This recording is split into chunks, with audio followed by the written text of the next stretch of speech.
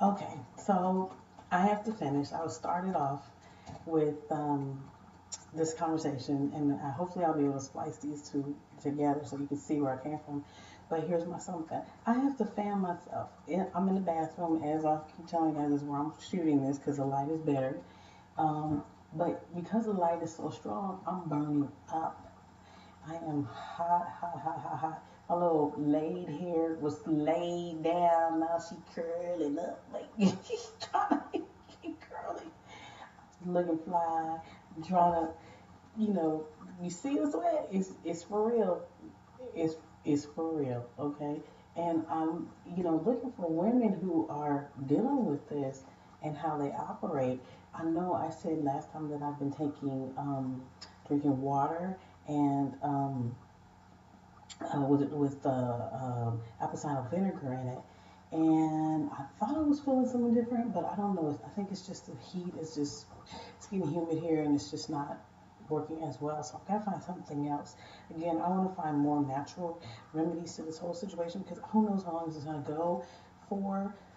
Um, what I would love to do is for the heat part of the perimenopause to go away and not really have much of anything. Like for it to just be like, oh, it's a simple process, and but your hormones do what they do, and you can't be embarrassed by it. And that's one thing I have developed is not being embarrassed at all. I was always a person who sweat as a kid. Like I said before, I sweat and got ridiculed for it.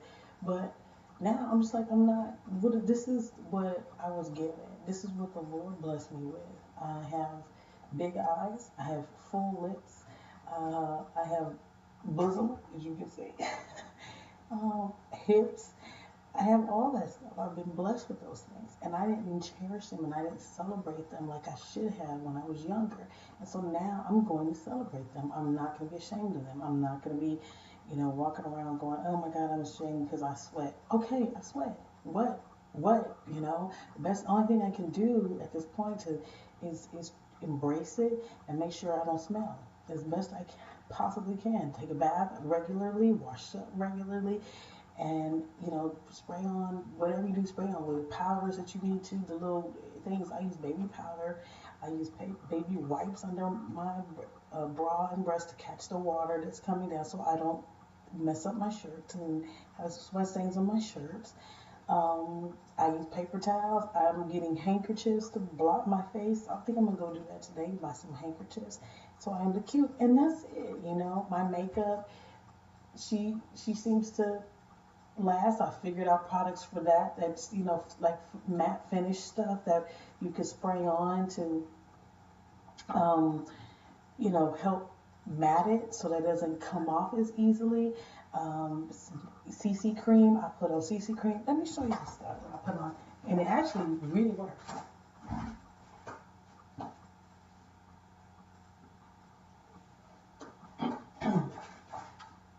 Okay, so I use this CC cream. This is NYX CC cream.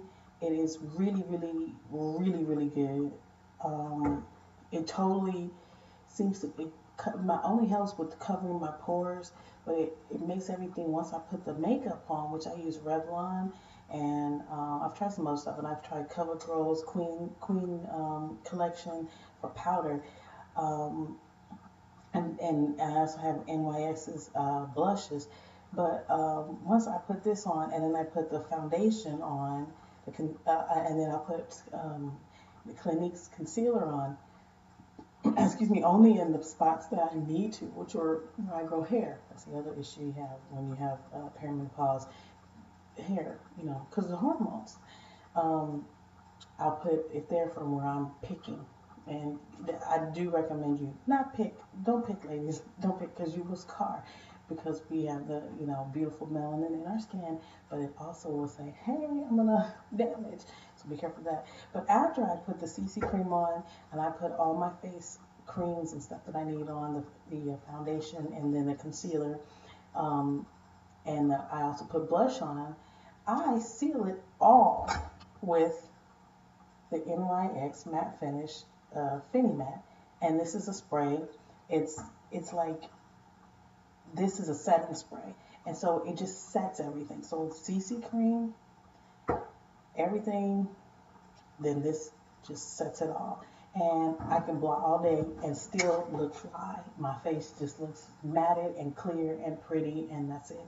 I get so many compliments on how my face looks. So many women are like, "Girl, you look good. Your face looks good." Um, I had a lady this last week who thought I was really young, and it happens all the time. To be honest, that's not, that's just truthful. Everybody, I've always had that situation where people think I'm much younger than I actually am. And then I was like, no, no, no. She was like, well, how old are you? And I told her, she said, and it was a black woman, and so she was, girl, black don't crack, black don't crack. I was like, well, not this one. Like, um, and so, I know that it's partially because I am using the right products to keep myself together. And if my body were the way I want it, I probably would look even younger. So I'm trying to go for that. You know what I mean? I look at Halle Berry, and we're about the same age, and look how young she is. She looks ridiculously good. And if these women can do it and have their bodies look great after babies, and I've none, I can do it. There's no reason for me to be like this, except for my own damage that I've caused. So I'm trying to reverse the damage and get to the best body and best me I possibly can be. Um, so I thank God for making me outwardly, my face at least, and please look at my skin and my hands and all that kind of stuff. I guess, let me see, my hands don't look old and wrinkly, they look young and that kind of stuff. I'm very fortunate. I have weight on me. That's the thing that, to me, gives it away. So I'm trying to work on all that, as we know, and you guys are going to be on the ride with me. Um, I talked to, like I said, my coach, and she was like, I think you're going to grow from all of this, and having a blog is going to help you to probably get over and figure out why you self sabotage by eating when you get stressed out.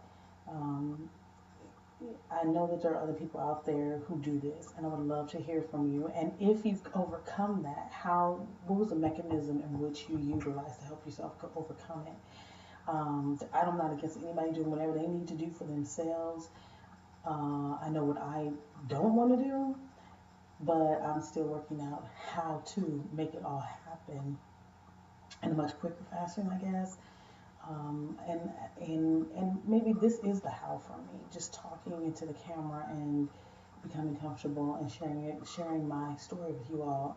I don't believe that I'm ever going to regret that I do this. Believe that I don't regret things. That's one thing. I just put it out there and go. But I am going to grow from it, and I think that's the point. And if I can, what I'm going through can help somebody else, like other people like Nadine, I found her on YouTube and then became friends with her.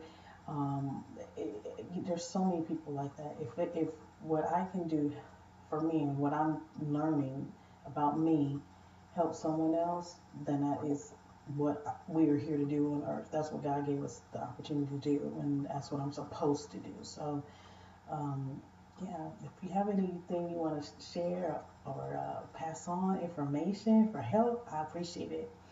The other thing is, I wanted to say this. Anybody, I'm sure a lot of you already know this woman, Mimi G. I probably would plug people as I discover people. I'm a big plug for people. There's a young lady, Makeup on Point.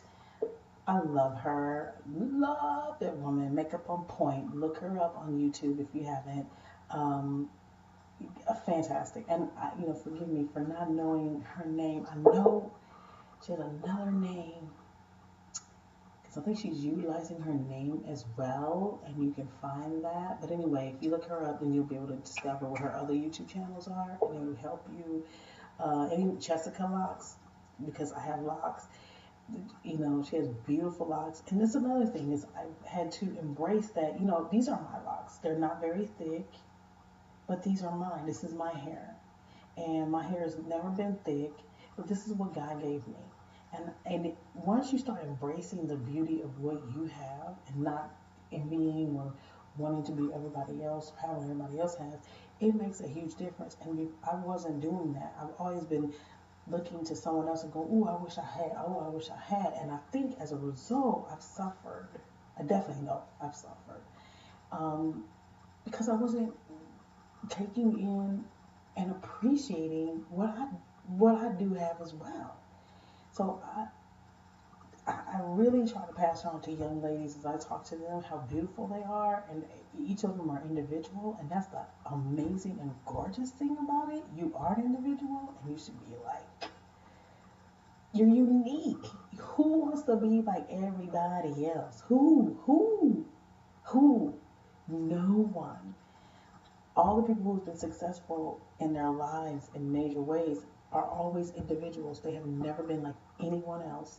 Never. They can be singular because they're following a pattern, but they have adapted the pattern for them to get to where they want to be.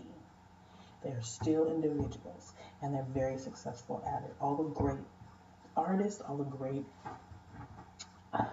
the wealthy people, all the great men and women in history, all were individuals. Like I said, they may have followed someone else's footsteps and pattern, but within that, they created a carved out a niche for themselves, and they created something special and added to for themselves through themselves to make the situation go to the next level.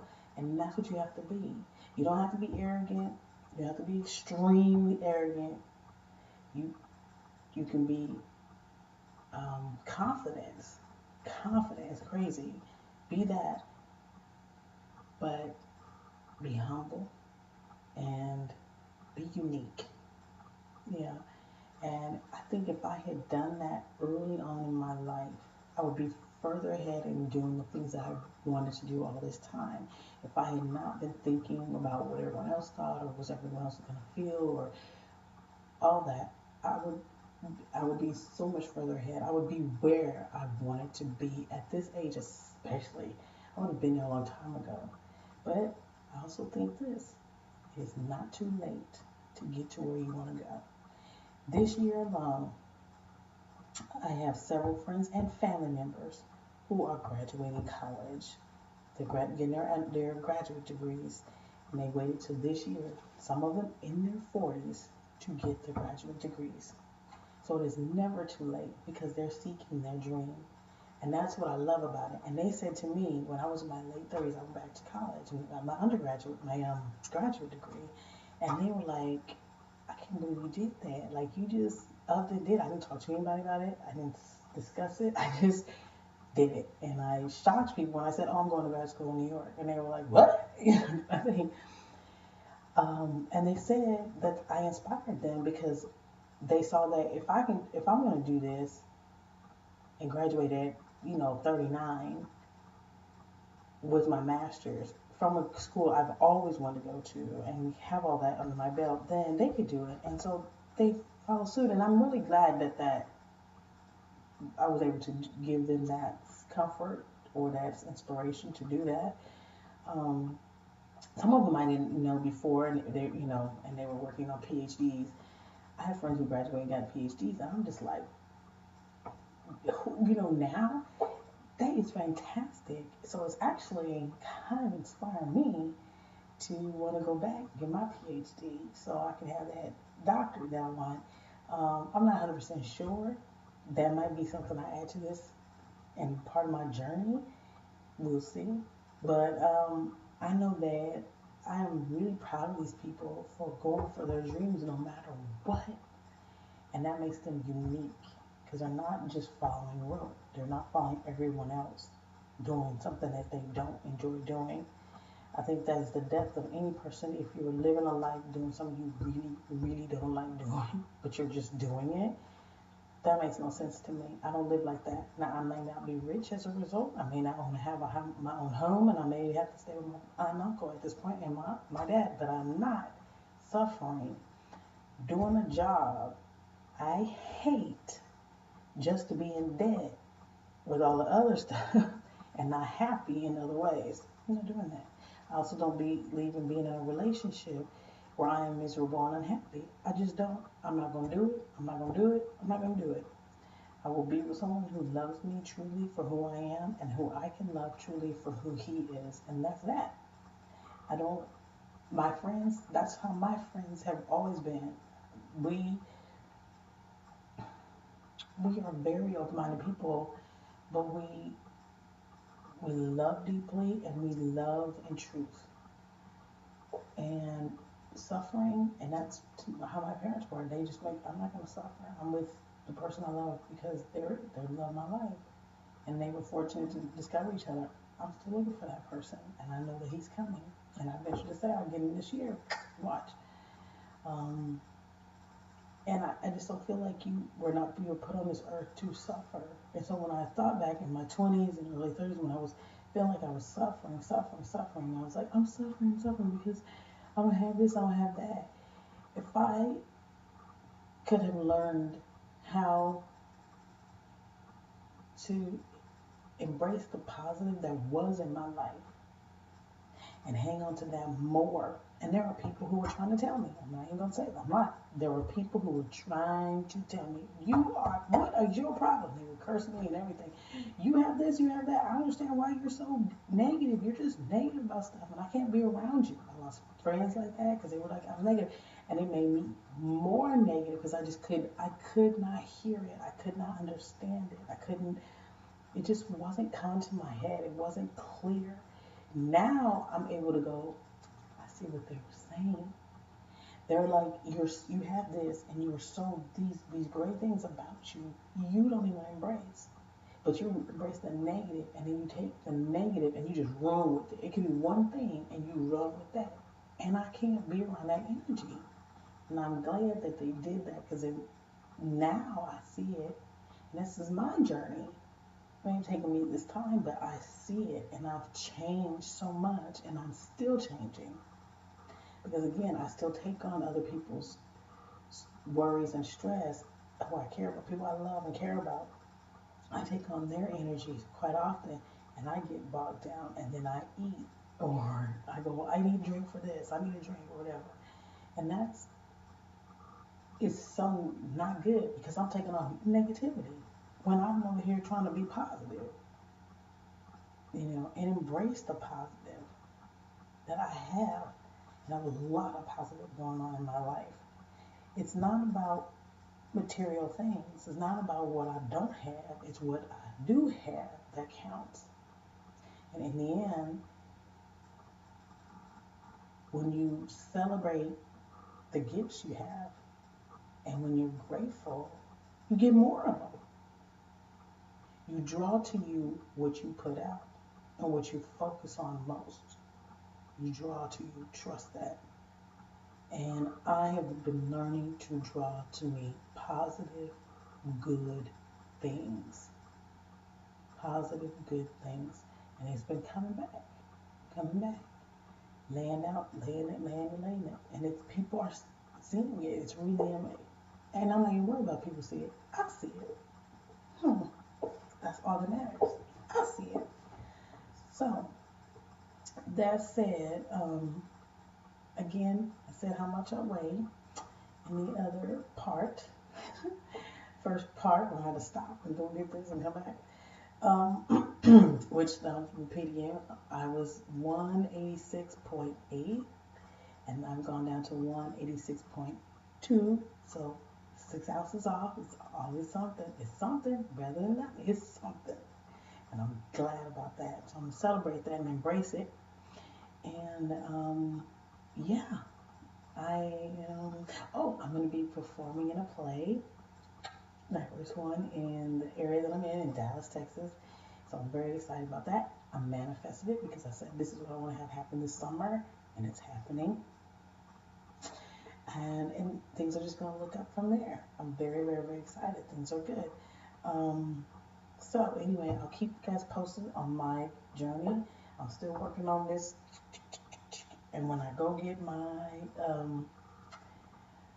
handkerchiefs, I will show you my handkerchiefs. And again, you saw that the creams that are helping me and things like that. I know I'm a little combobulated a little bit and disjointed in my presenting to stuff to you guys, but it will get better over time. You just have to be patient and know that I'm getting used to this. And I also probably improve. Obviously, at some point, this is all going to improve. I just got to get a space and you just have to be patient. And you know, again, it's all learning. So what are you going to do? Everybody had to start somewhere. Got to start somewhere. And this is where I'm starting. And yeah, that's it. So take care. Talk to y'all soon. Oh, Mimi G. That's who I was trying to mention to. Mimi G. It's like I said, I'll plug people because I discovered them. You may already know them, and that's great. But I'm going to plug them again because I think they're amazing. And they've given me something positive, and I just want to pass on the positive. Mimi G. This woman has she makes patterns, clothing patterns, and her body shape is fantastic, and it's what my body is, only got a lot more on top. Which the kind of patterns of clothing that she makes are exactly the clothes that I am totally into and would buy if I, you know, when I go to the store and I go, ooh, I like this. We seem to have the same kind of taste. Um, and I appreciate that. So she makes clothing patterns for simplicity and she sews her own stuff. And I want to learn how to sew again. Haven't sewn since I was in high school, and I want to learn how to sew because it is an art form, I think, and it's something I can do for myself and then just put it out there. She also has a big closet, girl. Her closet is clean. I love it. It's so cute, and she tells you how she put it together economically. So I'm looking forward to getting my own place and have my own closet and setting up a whole section and just putting that together. So stay tuned for that in the near future. All right. Thanks a lot and talk to y'all soon. Peace.